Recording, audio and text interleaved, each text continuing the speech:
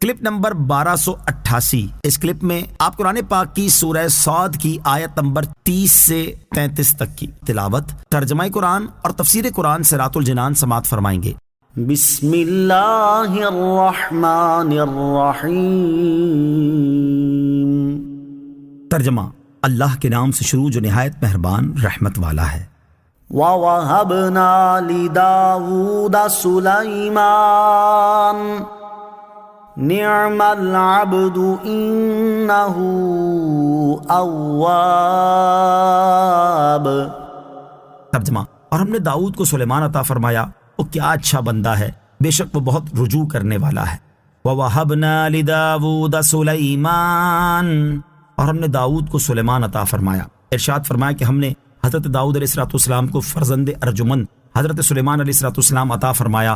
سلیمان کیسا اچھا بندہ ہے، بے شک وہ اللہ تعالیٰ کی طرف بہت رجوع کرنے والا اور تمام اوقات تسبیح و ذکر میں مشغول رہنے والا ہے۔ اس آیت سے معلوم ہوا کہ نیک بیٹا اللہ تعالیٰ کی خاص رحمت ہے۔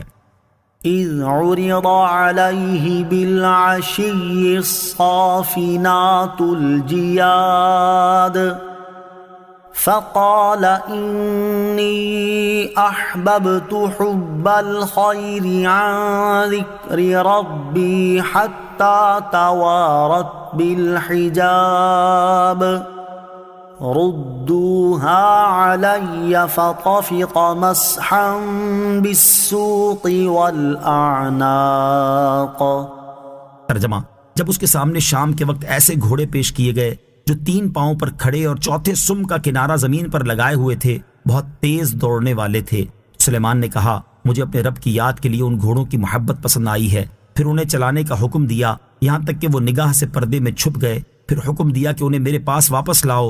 ان کی پنڈلیوں اور گردنوں پر ہاتھ پھیرنے لگا۔ اذ عرض علیہ، جب اس کے سامنے پیش کیے گئے۔ اس آیت اور اس کے بعد والی 2 آیات کا خلاصہ یہ ہے کہ حضرت سلیمان علیہ السلام کی خدمت میں ظہر کی نماز کے بعد جہاد کے لیے 1000 گھوڑے پیش کیے گئے تاکہ وہ انہیں دیکھ لیں اور ان کے احوال کی کیفیت سے واقف ہو جائیں۔ ان گھوڑوں میں خوبی یہ تھی کہ وہ 3 پاؤں پر کھڑے اور چوتھے سم کا کنارہ زمین پر لگائے ہوئے تھے، جو ایک خوبصورت انداز تھا، اور وہ بہت تیز دوڑنے والے تھے۔ انہیں دیکھ کر حضرت سلیمان علیہ السلام نے فرمایا میں ان سے اللہ تعالیٰ کی رضا اور دین کی تقویت و تائید کے لیے محبت کرتا ہوں، میری ان کے ساتھ محبت دنیاوی غرض سے نہیں ہے۔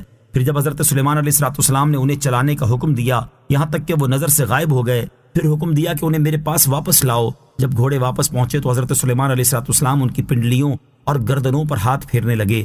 اس ہاتھ پھیرنے کی چند وجوہات تھیں۔ نمبر 1، گھوڑوں کی عزت و شرف کا اظہار مقصود تھا کہ وہ دشمن کے مقابلے میں بہتر مددگار ہیں۔ نمبر 2، امور سلطنت کی خود نگرانی فرمائی تاکہ حکام مستعد رہیں۔